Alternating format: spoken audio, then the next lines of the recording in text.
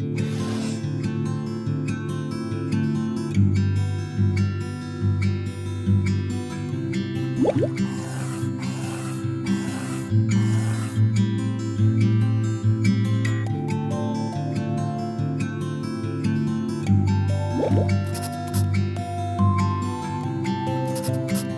you look at the theories, there are two groups. One we called the earlier concepts. These are the ancient concepts, and few concepts on which the research is going on with the help of very advanced technology at present. These are known as modern theories. So when we find out the theories of the origin of universe, we can club it into two concepts, the earliest concepts as well as the modern concept. Now today we have a sophisticated telescopes, and we are also using satellites to taking the imagery of the planets and other celestial objects, and with the help of that telescopes and satellites, we have some advanced knowledge and information over which the research is going on. So let's first look at the earliest concept. Now out of these concepts, which is ancient and earlier concept what we have shared, what do you mean by earliest? Earliest in the sense that when the geography begins, and I had discussed little bit about the history of geography in my previous lecture, that we can divide the this subject's genesis into different phases: ancient, medieval, modern and post-modern. Geography को हम चार phase में divide कर कर पढ़ सकते हैं: ancient phase of geography, medieval phase of geography, modern phase of geography and post modern phase of geography. Contemporary period अभी जो देख रहे हो इसमें भी रिसर्च चल रहे हैं ज्योग्राफी में. Okay, as I have said, during the ancient time period, the major contribution by the Greco-Romans. The Greco-Romans philosophers contributed well. Apart from that, we have also our epics, okay, and our treatises in which we learn about spaces. जैसे आपके पास वैदिक scripture है, उसमें भी बातें की गई हैं स्पेसेस के बारे में, यूनिवर्स के बारे में, जो स्पीसीज़ हैं उनके बारे में. तो जो आप कॉन्सेप्ट देखोगे, तो मैंने क्या कहा कि एंशियंट टाइम पीरियड में ज़्यादातर कॉन्ट्रीब्यूशंस जो जिनके ओपिनियंस, जिनकी राइटिंग्स जो अवेलेबल है वह है ग्रीको रोमन्स की. मेडिवियल टाइम पीरियड में ज्योग्राफी में सबसे ज़्यादा कंट्रीब्यूशन अरब्स का है, दिखता है. इस बीच में इंडियंस भी हैं, चाइनीज़ भी हैं, इनके भी वर्क्स आपको दिखेंगे. उसके बाद मॉडर्न टाइम पीरियड में आप देखोगे यूरोपियंस का कंट्रीब्यूशन, यूएस का कंट्रीब्यूशंस, रशिया का कंट्रीब्यूशन, इसमें भी इंडिया, चाइना भी आते हैं, इनके भी ज्योग्राफर का कंट्रीब्यूशन है. और पोस्ट मॉडर्न टाइम में all across the world now geographers are working. These earliest concepts, when we look at the earliest concept, then in every religion there is a opinions about the origin of universe, species and this planet earth. इसको हम कहते हैं religious concept. तो religious concept है, जैसे कि आपने देखा होगा हिंदूज कल्चर में लोग बात करते हैं who is the creator. The Brahma is the creator of the universe, because the Brahmas and the Vishnus and the Mahesh, one is the creator, another is looking after the species, and the Shiva is the destroyer. तो आप ये concept पढ़ते हो. Even जब आप कर्मकांड पढ़ोगे, हिंदू कर्मकांड, तो उसमें प्लैनेट अर्थ के बनने के बारे में भी लिखा है संस्कृत के अंदर. कलियुगे प्रथम चरणे ऐसे आप पढ़ते हो, तो जब वो मंत्र पढ़ोगे तो उसमें अर्थ का जो ओरिजिन है, हिंदू जो कर्मकांड है उसके अकॉर्डिंग, वो ऑलमोस्ट 2400 मिलियंस बिफोर प्रेजेंट है। अकॉर्डिंग टू द हिंदू कर्मकांड, when the planet earth is created almost 2400 million years ago. But जो साइंटिफिक और मॉडर्न कॉन्सेप्ट कहता है वो कहता है कि अर्थ की जेनेसिस हुई है 4600 मिलियन ईयर्स अगो। तो ऑलमोस्ट जो हमारे कर्मकांड है, हिंदू कर्मकांड, और जो साइंटिफिक कॉन्सेप्ट है उसमें गैप है, बट ये नियरेस्ट है। क्योंकि अगर आप देखोगे, अफ्रीकन एक क्रिश्चियन सेंट हैं, आर्क बिशप, पोस्ट होती है चर्च में, आर्क बिशप अशर, उनके अकॉर्डिंग जो अर्थ का क्रिएशन है वो 1400 मिलियंस बिफोर प्रेजेंट है। तो अब तक जितने भी रिलीजियस कॉन्सेप्ट्स हैं, जो whether it is Judaism, is it Christianity और इस्लाम और हिंदुइज्म, सबसे क्लोज जो है मॉडर्न कॉन्सेप्ट का वो हिंदू रिलीजन है, जो ये बताता है कि 2400 मिलियन वर्ष पूर्व पृथ्वी का निर्माण हुआ। ये रिलीजियस कॉन्सेप्ट है। तो because this concept vary from one religion to another religion, that's why geographer won't believe in this idea, and there is a lack of scientific concept here in the religious concept. That's why this concept was discarded by the geographer. ये religious concepts को हम लेकर नहीं चलते। क्यों? मैंने कहा इसके पीछे वैज्ञानिक तथ्यों का अभाव है।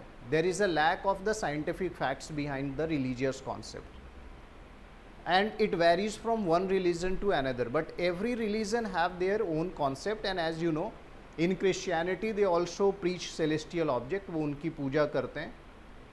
इन हिंदुइज्म भी also preach the celestial object, हम तो ग्रहों के शांति की भी पूजा करते हैं।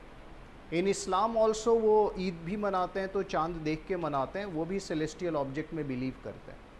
Every religion, so that is known as religious concept. Now another concept is known as scientific. Now when you look at the ancient Greek philosopher and the Roman philosopher, Egyptian philosopher, they also talk about, they started using mathematics and the laws of physics to explain the genesis and formation and origin of universe and the planet Earth. So when the scientific tools started using in geography to explain the origin of universe, then we called it what? Scientific concept. क्योंकि अब scientific temper आ गया, अब यहाँ पर science का use किया जाने लगा ओरिजिन को एक्सप्लेन करने के लिए। अब उसमें भी देखोगे साइंटिफिक कॉन्सेप्ट्स में भी, तो जो एंशिएंट फिलोसोफर्स हैं वो दो तरह से एक्सप्लेन करते हैं ओरिजिन को। कुछ लोगों का मानना है, few peoples believes that the universe is created through a cold primordial object. कुछ लोग ऐसा मानते हैं कि जो यूनिवर्स और अर्थ का फॉर्मेशन हुआ है उसके पहले एक स्पेस में, अंतरिक्ष में एक कोल्ड मास थी, there is a cold body, और उसी से पूरे यूनिवर्स का फॉर्मेशन हुआ, उसी से स्टार्स बने, उसी से प्लैनेट्स बने। बट उसके बियॉन्ड एक ग्रुप ऐसा है फिलोसोफर्स का, एंशिएंट फिलोसोफर का, जिनकी ओपिनियन है कि नहीं नहीं, कोल्ड ऑब्जेक्ट से पूरे यूनिवर्स, स्टार, प्लैनेट नहीं बने हैं, वो हॉट नेबुलर मास या हॉट गैसियस मास से बने। ठीक है ना? तो दो कॉन्सेप्ट हो गया, दो ओपिनियन हो गए एंशिएंट ज्योग्राफर्स के बीच में, अर्लीस्ट साइंटिफिक कॉन्सेप्ट्स में। एक को कहते हैं कोल्ड ओरिजिन कॉन्सेप्ट, एक को कहते हैं hot origin concept. Hot origin concept का मतलब क्या हुआ कि the entire universe is created by a single hot mass. एक ऑब्जेक्ट था जो कि हॉट था, उसी से पूरे ब्रह्मांड का निर्माण हुआ, including stars, comets, asteroids, planets, satellites, all. दूसरा ओपिनियन कहता है कि नहीं नहीं, कोल्ड मास से ओरिजिन हुई है। अब हम जब आगे में मैं डिस्कस करूंगा थ्योरी, सम एंशिएंट थ्योरी, तो मैं देखूंगा या बताऊंगा आपको कि कौन सा कॉन्सेप्ट जो है वो कोल्ड कॉन्सेप्ट पर बेस्ड है और कौन सा हॉट कॉन्सेप्ट पर, hot origin concept. So this is two concept among the earliest geographers. One, those who believes that they are religious persons and they believes that the religions tells about the origin of universe. But as I have said later on, due to the lack of the scientific facts, the religious concept was discarded and denied by the geographer. And then the scientific concept, where they use the scientific methodologies, tools and techniques. They applied the laws of physics or the physical sciences. They applied the mathematics. And then when you look at the scientific concept, within the scientific concept there are further two opinions exist among the earliest geographer. One, those who believes that entire universe was created from the single hot masses, and another, those who believes that the entire universe is created by the cold masses or the cold bodies. Okay. Now when you look at the modern concept, modern theories, there are lots of modern theories, but as per your syllabus or when you look at the previous questions, then the two theories are always in the limelight. One is known as expanding universe hypothesis and another is the Big Bang hypothesis. One is given by Edwin Hubble, another is given by Lemaître. So these two concepts are very, very demanding and very important. Apart from that, there is a chances that sometimes in the paper 1 of general studies, they may ask about the recent development. Say for example, any experiment which is going on by the NASA's or which is here in India going on, any space explorations or the missions which is related to the genesis and origin of universe or any planets, then it may be asked in examinations in paper 1 even. Despite the paper 3, the science and tech is another paper where the space technology is there, and there is a chances that they may ask that questions there also. So you have to keep in mind two theories, the Big Bang and the expanding universe hypothesis. I will later explain both the theories. Okay. So now let's begin our journey from the earliest concept, and in earliest I will discuss the scientific concept first. And in the scientific concept, the prominent theory I would like to discuss here, when you look at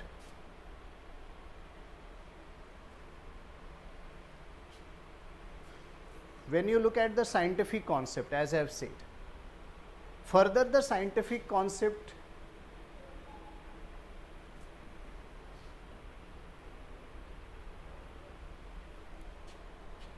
on the basis of the number of heavenly bodies involved.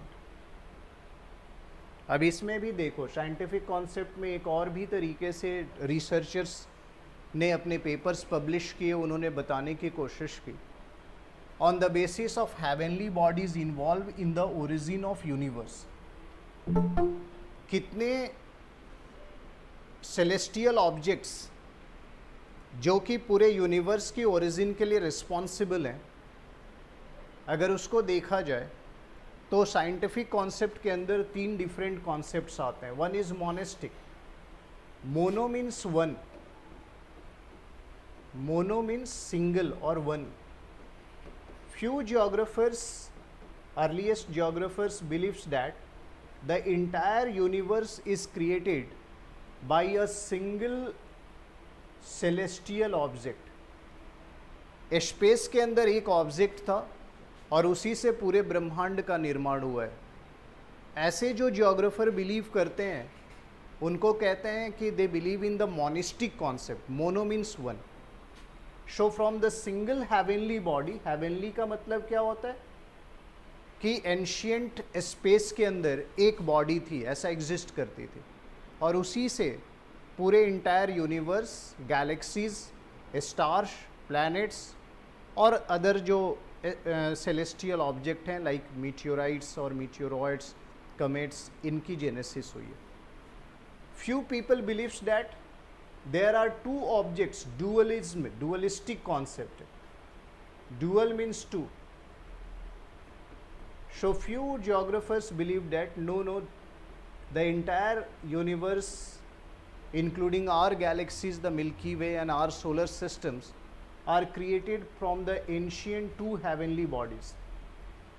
2 heavenly bodies, 2 celestial object पहले space में था, इनके interaction से पूरे universe का और solar bodies solar systems का formation हुआ, यानी सन और प्लैनेट्स और उसके सैटेलाइट्स, एस्टेरॉयड्स, कमेट्स।